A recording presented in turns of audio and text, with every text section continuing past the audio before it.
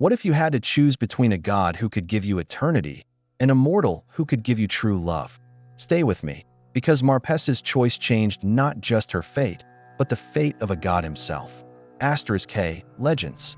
Welcome back to Myth or Real, the channel where myths breathe and heroes walk among us.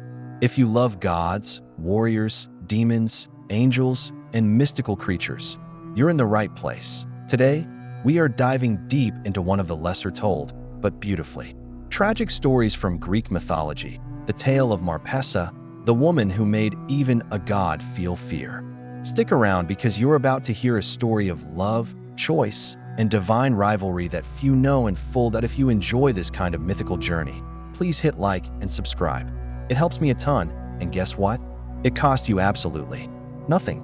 And don't forget to drop your favorite character type down in the comments. Kings, fighters, demons, angels, beasts. I want to know. Now, let's journey into the misty past. Long ago, when the gods still walked among mortals and fate was a thread spun by unseen hands, there lived a woman named Marpessa, daughter of Ivenus, king of Aetolia and son of the mighty war god Ares himself. Ivenus was a proud and stubborn king. Some said he was so obsessed with keeping his daughter pure and untouched that he refused every suitor, no matter how noble or brave. To ensure she stayed by his side forever, Ivenus even trained her in the arts of war. Marpessa could ride, shoot arrows, and wield a spear as well as any man. But fate, as always, had its own plans. Idas, a mortal hero from Messenia, strong, fearless, and fiercely independent, fell in love with Marpessa. And Marpessa, in her heart, felt the same. Yet, knowing her father's will, Idas did not waste time with ceremonies. Instead, he sought the favor of Poseidon, god of the seas, who granted him a magical chariot drawn by winged horses. One night, under a canopy of silent stars, Idas swept Marpessa away into the sky, soaring like a falcon beyond her father's reach. When Ivenus discovered the betrayal, rage consumed him. He leapt into his chariot and gave furious chase. But the divine horses of Idas outpaced him easily. Blinded by shame and fury, Ivenus did the unthinkable. He slaughtered his own horses and threw himself into the river Lycomedes, which thereafter bore his name. Some say his spirit still lingers there, weeping. But Marpessa's trials were only just beginning. As Idas and Marpessa fled, they caught the attention of someone who considered himself above all mortal affairs. Apollo, the shining god of light, music, and prophecy. Apollo, who could have any woman he desired, saw Marpessa and, in an instant, decided he must have her. Descending from Olympus, his golden chariot blazing like a second sun, Apollo confronted Idas mid-flight. With a divine shout, he demanded Marpessa be handed over to him.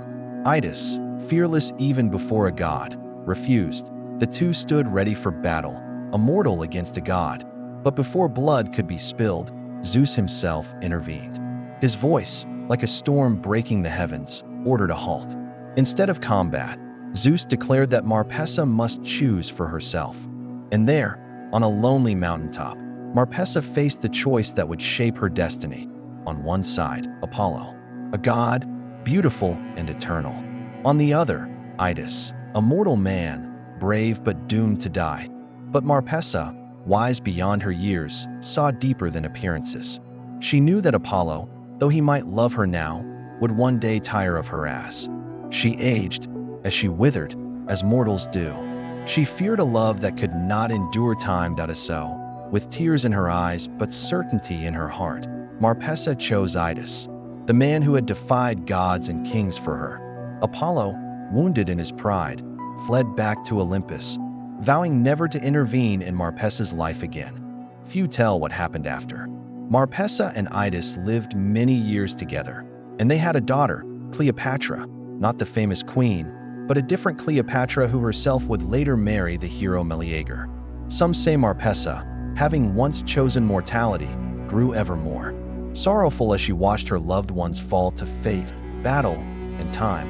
And when Idas was eventually killed, struck down by another mortal feud, not divine punishment, Marpessa, unable to bear life without him, took her own life. Some ancient poets whisper that the gods, moved by her loyalty and tragic end, allowed her spirit to join Idas beyond the veil. Reunited forever in the lands where mortals and immortals no longer quarrel, the Marpessa's story isn't one of grand wars or monstrous battles. It's about choice, mortality, and love that dares to defy even the gods themselves. She remains, even now, a symbol of the courage it takes to choose a fleeting, imperfect life over immortal beauty without heart. Thanks for watching this cinematic dive into the myth of Marpessa. If you enjoyed it, don't forget to like and subscribe. It really helps the channel grow, and again, it costs you nothing. Tell me in the comments, who's your favorite type of character? Kings, warriors, demons, angels, mystical beasts? I love hearing from you guys. Until next time, keep chasing the myths, because sometimes they might just be real. See you in the next one.